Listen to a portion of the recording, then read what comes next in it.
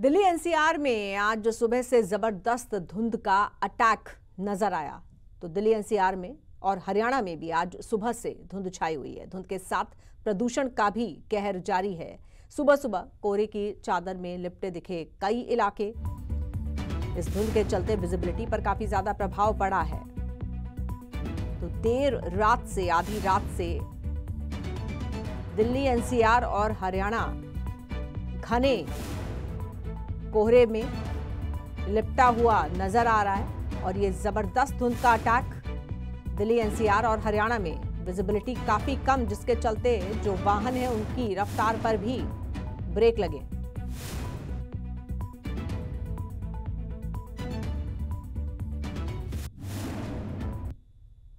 और ये चार तस्वीरें हम आपको दिखा रहे हैं, दिल्ली की, अंबाला की, मुंबई की और जींद की।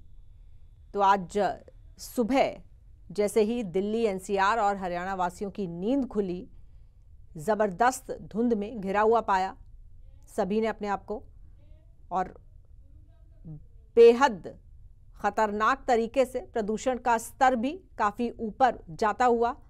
तो सबके मन में यही सवाल है कि ये स्मॉग है या फॉग है, क्या है, या फिर ये दोनों का मिला जुला असर है। और ये देखिए, ये दिल्ली की चार तस्वीरें हम आपको दिखा रहे हैं।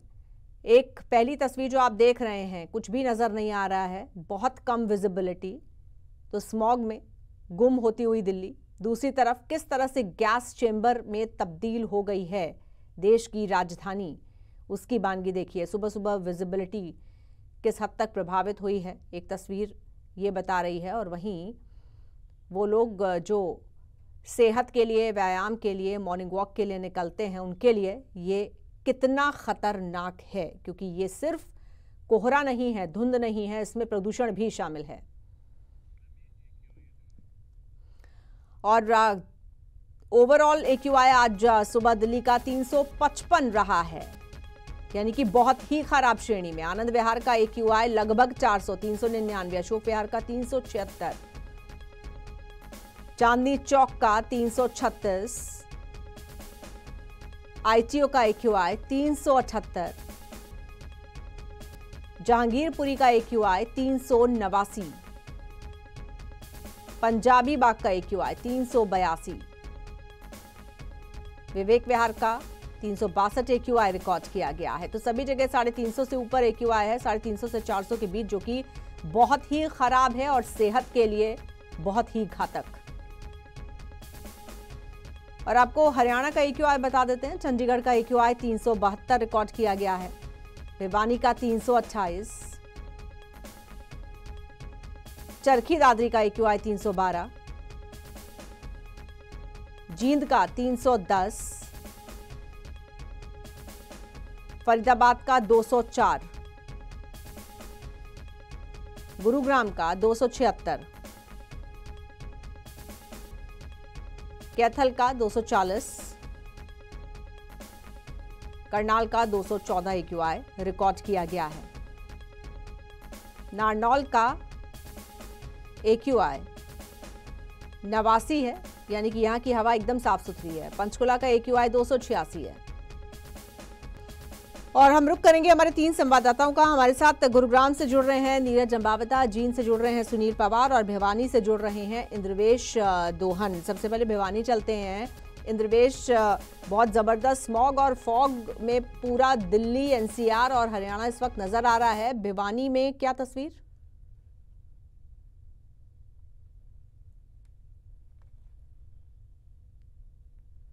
स्मॉग की स्थिति है और टेम्परेचर जो है पिछले जो दिनों बना हुआ था उससे उसमें कमी आई है। टेम्परेचर में ठंड बढ़ी है। जैसे जैसे ठंड बढ़ी है, स्मॉग की स्थिति पैदा हुई है। AQI जो है पिछले 2 दिनों के कंपैरिजन में एकाएक बढ़ा है।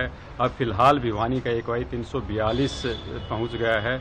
आप मेरे पीछे देख भी पा रहे होंगे कि किस प्रकार से विजिबिलिटी है। सुबह के 9:15 से ऊपर का समय हो गया है, बावजूद इसके विजिबिलिटी जो है 50 मीटर से अधिक की जो है फिलहाल नज़र नहीं आ रही, और वाहनों को चलने में जो है दिक्कतें आ रही है। और ये जो स्थिति है ये बीती रात्रि 11:30 बजे के बाद हुई है, और सुबह 9:30 बजे तक के करीब अब तक ये बनी हुई है और जल्द ही इसके छटने की उम्मीद नहीं लग रही। इसके चलते लोगों को काफ़ी परेशानी, आवागमन में तो परेशानियां हो ही रही हैं, उसके अलावा आंखों में जलन जैसी स्थिति, सांस लेने में जो बुजुर्गों और बच्चों को विशेष तौर पे दिक्कतें हो रही हैं। तो ऐसे में जो स्थितियाँ बनी हैं पूरे क्षेत्र में, तो निश्चित तौर पर काफ़ी दिक्कतों का सामना आमजन को करना पड़ रहा है। बिल्कुल ठीक है, हम जींद चलते हैं। हमारे संवाददाता सुनील पवार जींद से हमारे साथ जुड़े हैं। सुनील, जींद का AQI भी 310 है, 300 के पार, यानी कि हम इसको कह सकते हैं बहुत खराब श्रेणी में, सेहत के लिए बेहद हानिकारक। किस तरह का प्रभाव पड़ता हुआ, और ये जो कल देर रात से, आधी रात से अचानक से धुंध का अटैक हुआ है दिल्ली NCR हरियाणा में, क्या जींद में भी ऐसा ही देखने को मिला है? जींद शहर की हवा की गुणवत्ता की बात करें तो बेहद ही खतरनाक स्थिति की तरफ जींद की हवा बढ़ती नजर आ रही है, और एयर क्वालिटी इंडेक्स है 312 पहुंच चुका है। वो कहीं ना कहीं बेहद ही जो खराब स्थिति हवा की बनी है उसको दर्शाता है। लोग जब सुबह अपने घरों से बाहर निकले तो एक आसमान में धुंध के साथ एक कहीं ना कहीं जो प्रदूषण है उनसे उनका सामना हो रहा था, और एक गैस का चैम्बर पूरे आसमान में बना हुआ था, उनके कारण लोगों की आंखों में जलन और सांस लेने में परेशानी बाहरी उठानी पड़ रही थी। लेकिन कहीं ना कहीं जो जींद शहर की स्थिति बनी हुई है उसके जो पराली जलाने की बात की तो पूरे हरियाणा से ज्यादा मामले भी जींद शहर से आते हैं। किसान दिन की बजाय रात को पराली जलाने का काम कर रहे हैं, जिससे कहीं ना कहीं जो वायु प्रदूषण है वो रात को एक गैस का चैम्बर पूरे वातावरण में बन जाता है, और जब सुबह जब लोग उठते हैं तो गैस के जो हवा के साथ साथ जो फोग होती है उन दोनों के मिश्रण से कहीं ना कहीं एक जहरीली हवा बनती है, और उससे उनका सामना हो रहा है। इसको देखते हुए प्रशासन विभाग है और जो स्वास्थ्य विभाग, वो दोनों ही इस पर कड़ी नजरें बनाए भी हुए हैं, और जींद शहर में ग्रेड 2 को कानून को भी लागू किया गया है और लोगों को सख्ती बरतने के भी आदेश जारी किए गए हैं। और जहां बात करें स्वास्थ्य विभाग की तो आमजन के लिए गाइडलाइन जारी की गई है कि आप जब सुबह शाम शहर के लिए निकलते हैं तो उस शहर को फिलहाल अभी जो बेहद ही खराब स्थिति में जो वायु प्रदूषण बना हुआ है इसमें बाहर जाने से बचे, और कहीं ना कहीं सुबह जब घरों से बाहर निकले तो अपने चेहरे पर मास्क जरूर लगाए और पानी की बोतल भी साथ में जरूर रखे, और छोटे बच्चे को ही इस खराब स्थिति के अंदर अपने घरों के अंदर ही रखे, क्योंकि जो अभी जो एनवायरनमेंट बना हुआ है बेहद खतरनाक जहरीली हवा है। क्योंकि जब ये छोटे बच्चों के अंदर जाते तो कहीं ना कहीं उनके जो लंग्स होते हैं उनको भी प्रभावित करती है, और इसको देखते हुए प्रशासन भी कड़े रवैया लोगों के प्रति अपनाया हुआ। जहां भी ग्रेड 2 के कानून को पूरे जिले से लागू किया गया तो दूसरी तरफ जहाँ कंस्ट्रक्शन का काम चला हुआ है उसके खिलाफ भी कड़ा एक्शन अब उठाया जा रहा है। 8 जगह पर नोटिस भी जारी किए गए हैं जहां पर काम चला हुआ था। तो दूसरी तरफ जहां पर डीजल के जनरेटर यूज होते हैं वहां पर 3 जगह फैक्ट्रियों को डीजल के जनरेटर भी सील किए गए हैं ताकि जो आमजन है उनको साफ सुथरी हवा बनाई जा सके। लेकिन कहीं ना कहीं जो अब आगामी दिन है उनमें लोग आमजन को प्रदूषण के साथ साथ फोग से भी गुजरना पड़ेगा, क्योंकि एक तरफ तो यातायात के जो साधन है वो तो प्रभावित हो रहे हैं, लेकिन दूसरी तरफ जो आमजन है उनका जो जीवन है वो भी कहीं ना कहीं से प्रभावित जरूर हो रहा है। बिल्कुल ठीक है सुनील, हम चलेंगे गुरुग्राम। हमारे संवाददाता नीरज अंबाप्ता हमारे साथ वहां से जुड़े हुए हैं। नीरज, ये बताइए, गुरुग्राम का AQI बेशक 300 के थोड़ा नीचे है, लेकिन जिस तरह से आधी रात से कल ये जो धुंध का अटैक हुआ है जो पूरे दिल्ली NCR और हरियाणा में देखने को मिल रहा है, धुंध इतनी जबरदस्त है जिससे बचने के लिए सलाह दी जाती है कि आप घरों में रहें, लेकिन कल आधी रात से जो स्थिति बन रही है उसमें घरों के अंदर तक ये स्मॉग या फॉग जो भी है ये चला आ रहा है। अगर कोई बेसमेंट में है तो वहां भी सब धुआं हो गया है। तो मुझे बताएं कि कहां से ये जबरदस्त तरीके का धुंध आया है और क्या है ये? क्या ये कोहरा है, क्या ये प्रदूषण है, या मिला जुला है?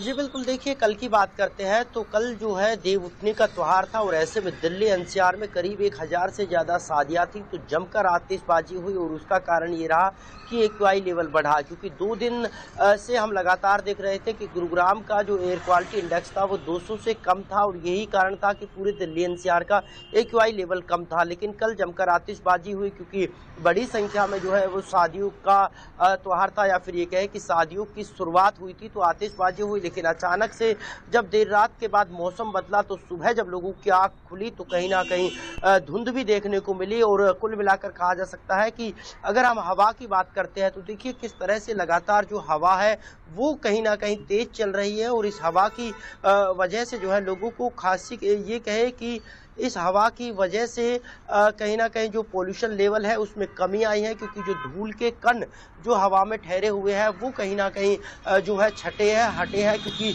हवा तेज चल रही है और इस तेज हवा की वजह से कहीं ना कहीं पोल्यूशन में कमी आएगी। लेकिन धुंध की जो चादर है उससे कहीं ना कहीं अब लोग परेशान हैं, क्योंकि वाहन चालकों की अगर हम बात करें तो देख सकते हो आप कि किस तरह से इस कोहरे और पोल्यूशन की सफ़ेद चादर को क्रॉस करने के लिए हेडलाइट का इस्तेमाल वाहन चालकों को करना पड़ रहा है। तो दूसरी तरफ ये कहें कि 2024 या फिर ठंड की शुरुआत की ये पहली धुंध है तो गलत नहीं होगा, और आने वाले वक्त में इसी तरह की धुंध और कोहरे की जो सफ़ेद चादर है वो कहीं ना कहीं दिल्ली एनसीआर वासियों को परेशान करती हुई जो है आने वाले दिनों में देखने को भी मिलेगी, क्योंकि लगातार मौसम विभाग की माने तो अब ठंड का जो मौसम है वो शुरू हो चुका है। और आज से इस धुंध की दस्तक ने कहीं ना कहीं ये साबित कर दिया है कि अब ठंड आ गई है, लेकिन तेज हवा जिस हिसाब से चल रही है उससे कहीं ना कहीं ये माना जा सकता है कि पोल्यूशन पे कहीं ना कहीं कमी आएगी, और जो बढ़ता पोल्यूशन था जिससे लोग लगातार परेशान थे उसमें कमी आएगी। लेकिन दूसरी तरफ अगर इस ठंड की सफ़ेद चादर की बात करते हैं तो लोगों के और ख़ास तौर पर उन